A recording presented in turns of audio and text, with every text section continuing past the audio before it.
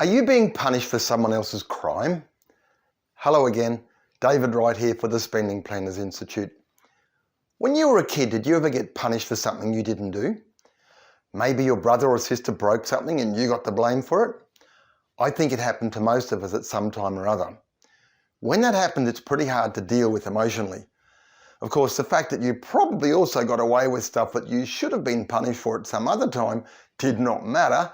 You copped it for something that was not your fault and it was just not right.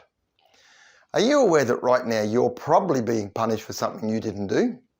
Let me explain. You see, we have a problem in Australia right now, an inflation problem to be specific. When everything goes up in price, it's called inflation. What is actually happening is that money is losing its value. You have to use more money to get the same amount of stuff you used to get, but for less money.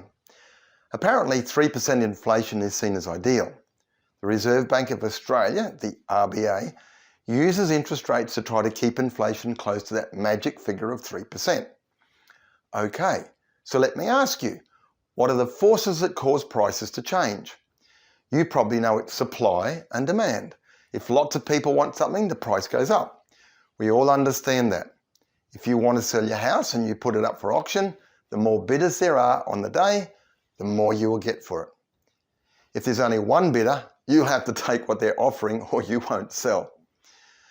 A different scenario, if a cyclone destroys most of the banana crop in North Queensland, you know that banana prices will skyrocket because there is suddenly a shortage of bananas. So inflation can be caused by too much demand or too little supply. What has this got to do with being punished for something you didn't do? You are probably paying more for your mortgage right now because interest rates are going up. Why are interest rates going up? In the hope that it will stop everyone from going out on the weekend frivolously spending too much money and causing inflation. The RBA is increasing interest rates to reduce the amount of money you have available for discretionary spending, which they hope will lead to reduced inflation. Let me ask you, have you been out on regular shopping binges lately? Are you causing all of this inflation by increasing demand?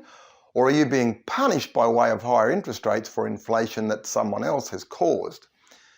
Do you know how inflation figures are actually calculated? One of the key indicators is the Consumer Price Index, or the CPI. This is calculated by comparing the price of thousands of household goods and services over time to come up with a percentage of change. Different items carry different weightings in the calculation. The cost of housing has the highest weighting at around 23%. Okay, so the RBA is increasing interest rates in an effort to bring down inflation, but even blind Freddy can see that increasing interest rates actually causes inflation if mortgage payments are included in the CPI calculations. This is what happens. Interest rates go up, mortgage repayments go up, CPI goes up, so the RBA puts interest rates up. That's a vicious circle. And if that wasn't bad enough, I think everyone who is struggling financially right now knows that prices are going up because of shortages caused by a war, floods, and COVID. That is because of a lack of supply, not too much demand. In that case, we're definitely being punished for something we didn't do. If we do have inflation right now because heaps of people are out there buying new cars, boats, jet skis, and whatever else, and you're one of them, please stop it. The rest of us are being punished for your overindulgence. Truth is, I don't really see that we have demand-based inflation right now. I think most of us are suffering from limited supply-based inflation. So you really have to ask why the RBA is increasing interest rates. And just for something different, when we do have demand-based inflation, wouldn't it be better to have compulsory personal superannuation contributions to reduce our spending power rather than having higher mortgage repayments? At least then we would still have the money for our retirement. Maybe that's too logical.